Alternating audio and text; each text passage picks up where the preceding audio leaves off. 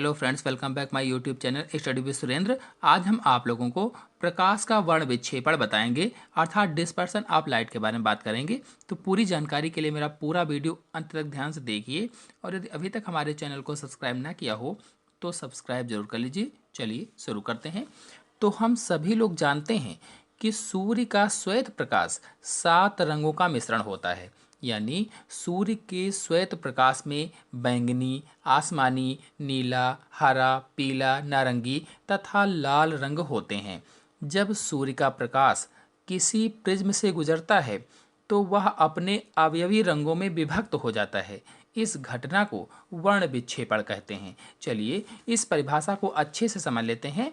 तो जब श्वेत प्रकाश किरण पुंज को प्रिज्म से गुजारा जाता है तो प्रिज्म प्रकाश किरण को विभिन्न रंगों में बांट देता है, अलग अलग रंगों में बांट देता है, जिसे स्पेक्ट्रम अथवा दृष्टिगोचर स्पेक्ट्रम कहते हैं। अथवा इस प्रकार से उत्पन्न विभिन्न रंगों के समूह को स्पेक्ट्रम कहा जाता है। और श्वेत प्रकाश के 7 रंगों में बंटने की घटना ही वर्ण विक्षेपण कहलाती है। यानी कहने का मतलब परिभाषा छोटी सी होगी कि श्वेत प्रकाश के 7 रंगों में बंटने की घटना को वर्ण विक्षेपण कहा जाता है।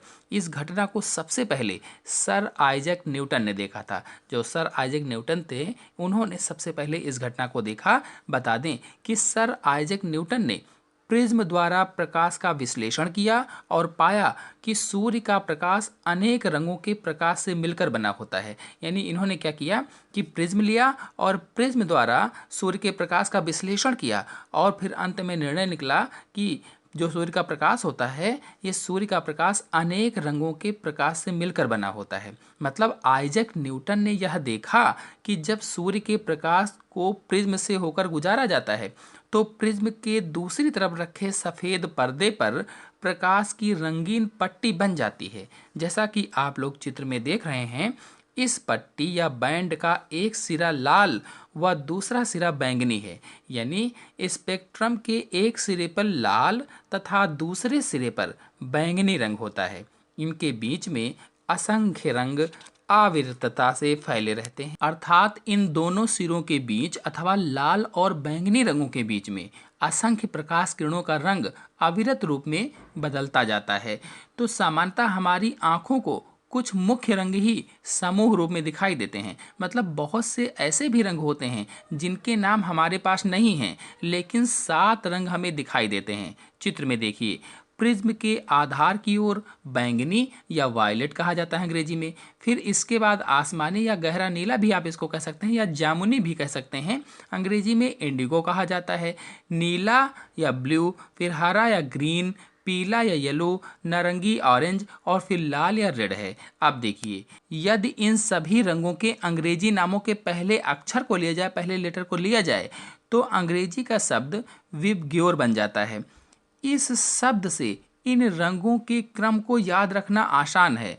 तो शब्द है विबग्योर, यानी V for violet, I for indigo, B for blue, G for green, Y for yellow, और O फॉर ऑरेंज। इसी प्रकार से R फॉर रेड होता है। इससे ये पता चलता है कि जब श्वेत प्रकाश की किरण प्रिज्म से गुजरती है तो उस श्वेत प्रकाश के सभी रंगों की किरणों में प्रिज्म द्वारा उत्पन्न विचलन अलग अलग होता है। अर्थात जब श्वेत प्रकाश प्रिज्म से होकर गुजरता है तो श्वेत प्रकाश में उपस्थित भिन्न भिन्न जो रंग होते हैं, इन भिन्न भिन्न रंगों की किरणों में प्रिज्म द्वारा उत्पन्न विचलन भी भिन्न भिन्न हो जाता है। जैसे लाल रंग के प्रकाश में विचलन सबसे कम होता है और बैंगनी रंग के प्रकाश में विचलन सबसे अधिक होता है। अन्य रंगों के प्रकाश में विचलन लाल व बैंगनी रंगों के प्रकाश के बीच में होता है। यानी लाल रंग के प्रकाश में विचलन सबसे अधिक, बैंगनी रंग के प्रकाश में विचलन सबसे कम होता है। लेकिन जो इसके बीच के अन्य रंग होते हैं उनका विचलन इसी के बीच में होता है, यानी लाल और बैंगनी के बीच में पाया जाता है। इसीलिए बैंगनी रंग की तरंग दैर्ध्य सबसे कम होती है, जबकि लाल रंग की तरंग दैर्ध्य सबसे अधिक होती है। यानी इसी कारण से क्या होता है कि जो बैंगनी रंग की तरंग दैर्ध्य होती है वो सबसे कम होती है और लाल रंग की तरंग दैर्ध्य सबसे अधिक होती है। इन रंगों की तरंग दैर्ध्य भिन्न भिन्न होती है, यानी इन सभी रंगों की तरंग दैर्ध्य अलग अलग होती है।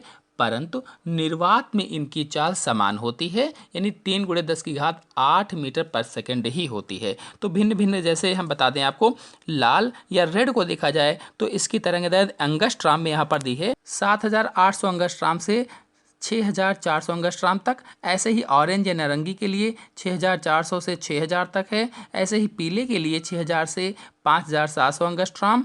फिर हरे के लिए 5700 एंगस्ट्राम से 5000 एंगस्ट्राम तक।